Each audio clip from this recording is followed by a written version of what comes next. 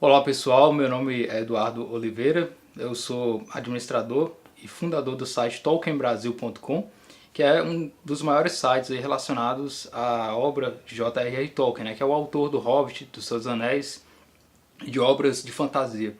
Meu objetivo sempre foi estudar a obra do Tolkien com uma profundidade que muitas pessoas negligenciam, né? Atualmente muitas pessoas estudam a obra do Tolkien, mas poucas conseguem ter um nível de aprofundamento que é necessário para entender a obra.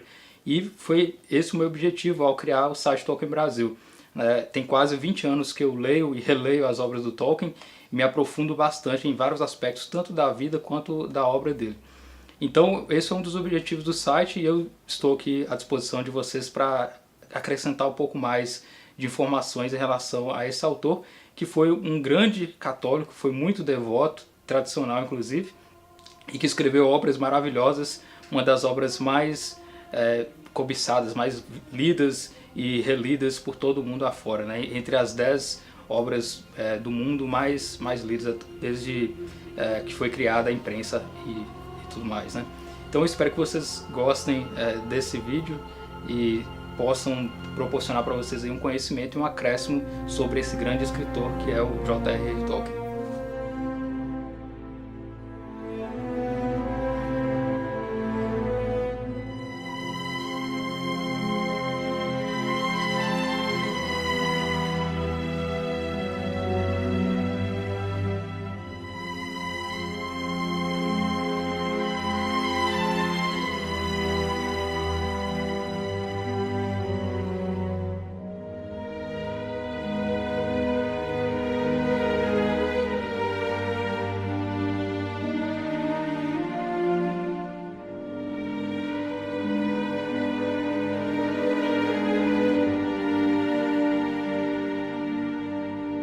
Tolkien foi um grande escritor do século XX. Muitas pessoas ainda investigam a vida dele, investigam tudo que ele escreveu e não conseguem compreender ainda com a sua máxima extensão aquilo que ele fez. Basicamente, o Tolkien passou a vida dele toda escrevendo sobre mitologia, sobre histórias dos contos de fadas e tudo mais. Foram quase 60 anos escrevendo sobre suas histórias e basicamente poucas pessoas conseguiram realmente a profundidade de conhecimento que ele quis passar através das suas obras. E nisso, vários fãs, vários admiradores sempre escrevem livros, escrevem artigos, produzem material sobre a obra do Tolkien e é algo infindável. O Tolkien é considerado atualmente um dos escritores mais bem-sucedidos na história da humanidade. Ele está sempre na lista dos 10 mais vendidos das obras, sempre é relido. Tem uma adaptação, né, do Senhor dos Anéis, que é considerada a mais premiada da história em termos de fantasia, junto com Titanic e com Ben-Hur, né, tendo 11 Oscars. Além disso, o Tolkien ele é considerado no âmbito literário também como professor de Oxford, né, especialmente nas pesquisas que ele fez em relação a Beowulf e tudo mais. Eu vou falar com vocês um pouco sobre os temas, como o Tolkien elaborou a sua obra e qual é basicamente a sua origem desde a sua criação até passar por todo o processo de elaboração de ideias que ele desenvolveu. É algo realmente muito complexo, eu poderia demorar muitas horas falando e dialogando sobre as técnicas e as formas que o Tolkien utilizou para escrever sua obra, mas eu vou falar para vocês aqui um aspecto geral sobre tudo isso, né? A primeira noção que tem que se ter em relação à obra do Tolkien é imaginar como se você estivesse lendo basicamente um manuscrito medieval. Aqui temos o livro vermelho do Marco Ocidental, né, que é o livro que o Tolkien queria imitar. A ideia central do Tolkien era que esse livro fosse lido como se fosse um manuscrito, como se você tivesse encontrado basicamente um manuscrito em um baú antigo e visto que isso era basicamente um manuscrito que você pudesse ler uma história e que fosse recontada desde sempre. É como se fosse encontrar basicamente os manuscritos, por exemplo, da Ilíada, da Odisseia, e você não tivesse noção nenhuma dessas histórias e finalmente você conseguisse ler e entender essas histórias que foram encontradas. Essa é a noção inicial que o Tolkien tinha em relação ao Senhor dos Anéis, que eram manuscritos encontrados há muito tempo perdidos, né, e e agora que você finalmente tem a noção dessas fantasias, das histórias que ele criou. Então, para entender isso, para entender esse aspecto da obra do Tolkien, é necessário entender todo o processo de criação dele, né? E inicialmente eu fiz uma divisão, basicamente, em 3 aspectos. Como se fosse o trivium, né, da educação clássica, o Tolkien também pode ser feito numa divisão também dessa forma. A primeira divisão é feita em relação à linguagem, às línguas, que a gente considera como glossopeia. A segunda, mitopeia, que é a criação dos mitos. E a terceira, epopeia. Então são os 3 níveis, as 3 características que o Tolkien utiliza na sua obra para criar tudo aquilo que ele fez em termos de literatura. E esses 3 níveis, ou 3 elementos, são variáveis conforme o espaço e o tempo. E ainda eu vou falar mais sobre isso, tempo e espaço, na obra do Tolkien. Então os 3 elementos podem ser também colocados de certa forma assim: língua, história ou mito, e transmissão ou tradição. São esses 3 focos aí que nós vamos colocar.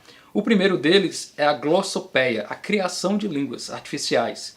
O Tolkien, desde que ele era criança, ele teve contato com várias línguas, né? Ele estudava com sua mãe, a mãe dele, Mabel Tolkien, ensinava as várias línguas, por exemplo, o alemão, latim, francês, e ele aprendeu com ela muito em relação a línguas, né? E o Tolkien, ele, tendo aprendido com ela, ele passou a ter um gosto especial por estudar as línguas, e isso foi frequente em toda a sua vida. Não foi à toa que ele se tornou um professor de Oxford, especializado aí em filologia e anglo-saxão. Além disso, desde a sua infância, o Tolkien criava línguas próprias, né? Como forma de entretenimento, ele gostava de criar suas próprias línguas, e com isso ele aprendia mais e ampliava mais basicamente tudo aquilo que ele queria criar em termos de fantasia também estava relacionado às próprias línguas. Então, dentro dessa criação de línguas é que começou a surgir as primeiras ideias em relação a criar também ideias e criar o seu próprio mundo, criar suas próprias histórias. Porém, a própria mãe do Tolkien não gostava muito que ele criava suas próprias línguas e tudo mais. Ela queria que ele basicamente estudasse, tivesse foco no estudo e não criasse línguas. Tanto é que as primeiras línguas que ele criou, ele tinha 7 anos e a mãe dele vetou essas criações. Até que o Tolkien tivesse um pouco mais de idade, ele começou a criar outras línguas também com os 10 anos. E sempre foi algo criativo da parte dele, de criar suas próprias línguas aí. Só que aí, com o passar do tempo, ele teve suas próprias ideias em relação às línguas. Toda língua tem, de certa forma, sua origem, seu vínculo histórico, seu vínculo também mitológico, seu vínculo em relação às histórias e à epopeia. Então toda língua tem uma relação com a própria história que ela conta, né? Por exemplo, as mitologias gregas têm aí seu vínculo com a língua grega antiga, a língua aramaica tem relação com as próprias escrituras, ou, por exemplo, as mitologias nórdicas têm também relação com a própria língua nórdica também. Da mesma forma, em relação à própria ideia de criar coisas, de criar mitologia, o Tolkien também tinha essa noção de que as línguas estavam realmente vinculadas à mitologia, que para criar qualquer coisa seria necessário primeiro passar pelo processo criativo das línguas para depois passar a criar suas próprias histórias. Então é nesse segundo ponto que nós entramos, no ponto da mitopeia, que é o ato de criar mitos. Antes de Tolkien existiram outros escritores que planejavam escrever mitologia própria também, porém eles não fizeram da forma como Tolkien fez, eles não criaram algo concreto que fosse algo semelhante à própria realidade. Então nisso Tolkien se tornou inovador. Ele queria criar uma própria mitologia que tivesse as mesmas características de uma mitologia considerada e aceita, como a mitologia grega, mitologia nórdica, etc. E disso, a própria mitologia ela surgiu da ideia do gosto pessoal dele por contos de fadas, né?